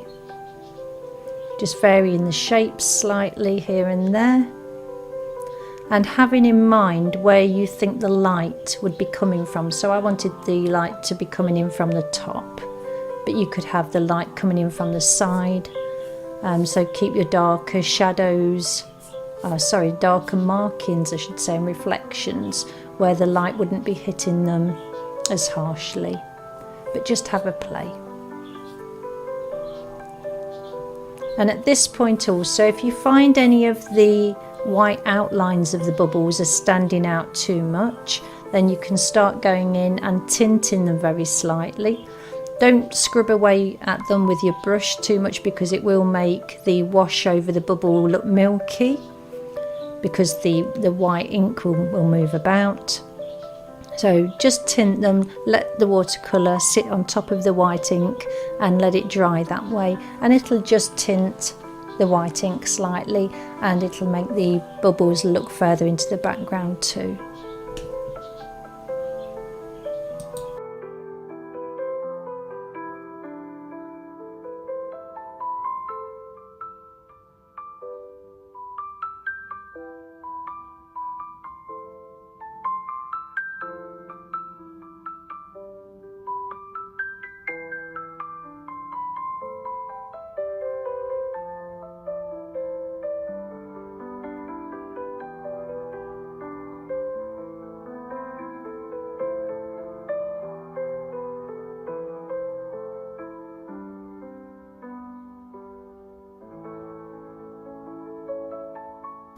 I think during all of this painting, when I was putting these reflections on, altering the way the sketchbook was sitting really helped, because we all have a natural flow with how we pull the brush across left to right or right to left, and especially when you're doing circular designs, it's much easier if you've got the brush moving in the correct direction. If you're going against the natural feel of a brush and how you'd normally hold it, it can make your lines a little bit more juddery and make it hard to follow the direction that you want these movements to go. So I thought about getting, I've got one of those Lazy Susan things that you use in baking, not that I bake, and I was tempted to stand it on top of there so I could swivel it round, but yeah, I didn't. So just moving the paper around to suit how I was holding the brush and what sweeping motions I wanted to make with the brush worked for me.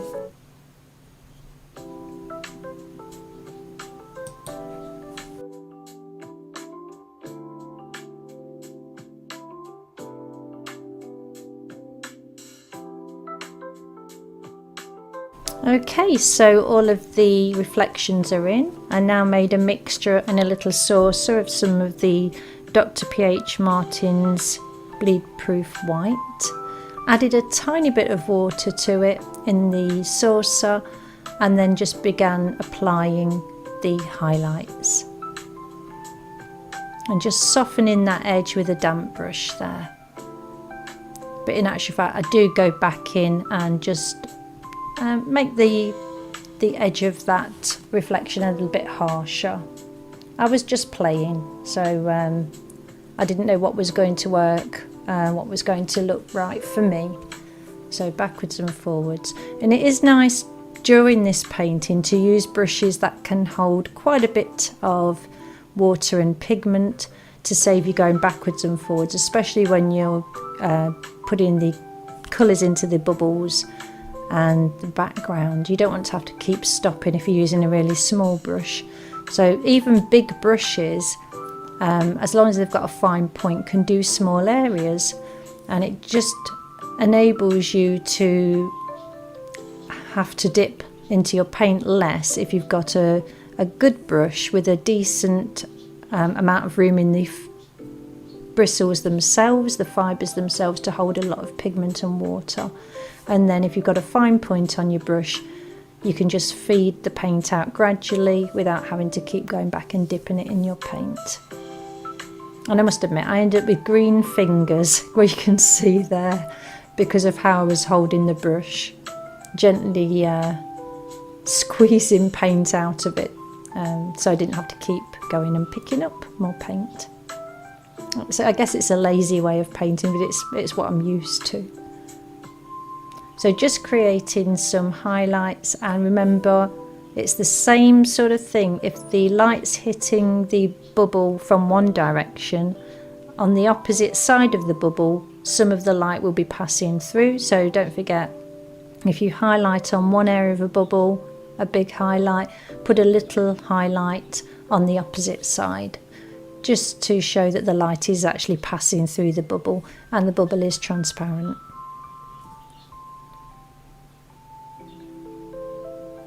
So once all the highlights are added and less highlights in bubbles that were in the background, I then decided to go on with the Uniball Signo white pen and just add a few reflective dots, so the bubbles would be catching the light from other bubbles around them. And this was really random.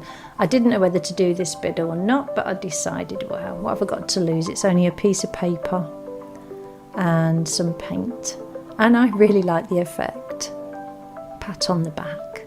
See, it's all a learning curve. We're never going to know everything. We're never going to be perfect. Just practice makes progress, not perfection. And it's just nice to play. And every time you sit down with a pencil or some paint and have a play, you're learning, whether you're working in a sketchbook or like this on a pad of paper. It's just a learning curve, and some of these techniques you might use in a painting next month or next year. But it's all about filling your head with all of these techniques and ideas, having a play, relaxing and enjoying yourself. And I definitely enjoyed myself creating this painting. So just working through. If I put some that I didn't like, then I could have lifted them out with a damp brush again before they'd dried. Just a little bit of water on them, lift them off with a tissue. And then less highlights the further back the bubbles are.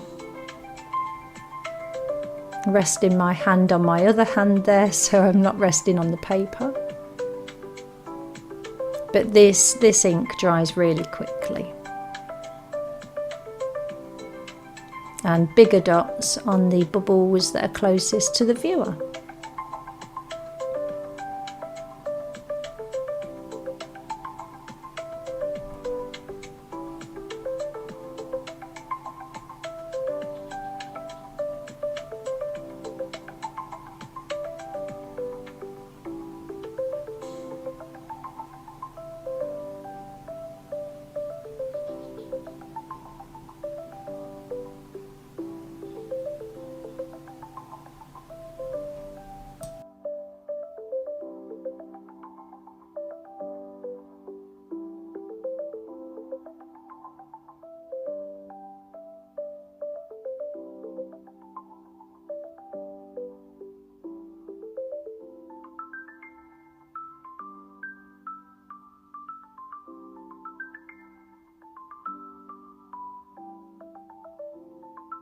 And there you have it, bubbles in watercolour, made easy, hopefully. Thank you for watching my video. If you haven't already, please like and subscribe and share my videos and leave a comment below if you have any questions. And I will see you all soon. Thank you for being here. Stay creative, everybody, and bye for now. Bye.